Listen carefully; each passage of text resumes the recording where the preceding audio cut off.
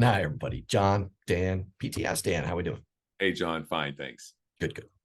So let's talk a little bit about the whole dress up, dress down, and how things have become much more casual over the last decade, how you approach it. You've got a great story about presenting to a team of salespeople and the owner's thoughts on that. But talk about your thinking there, because I know a lot of people get caught up on one side of that or the other.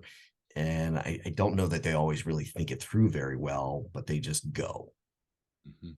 So it's different today than it was 20 years ago. It used to be that if you were dressed really, really well, you Yep. were viewed as successful Yes. and you had power and prestige. It's not that way anymore. You could even dress like a slob, so to speak, and Yeah. still be viewed at depending on how you act and how you react to people.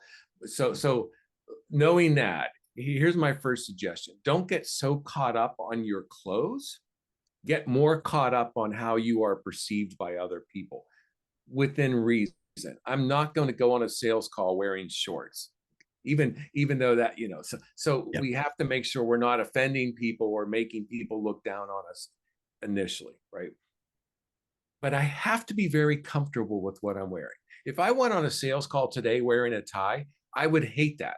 I would be so uncomfortable. And to me, that's the biggest difference. Better for me to wear a nice shirt, and I'll wear a nice pair of jeans.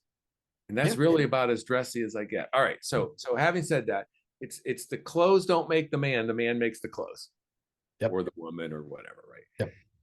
Here's my little trick or hint.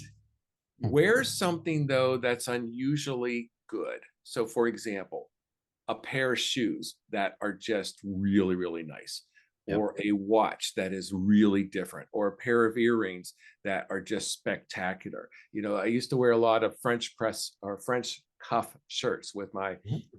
and that was just unusual. I find watches that just look really unusual.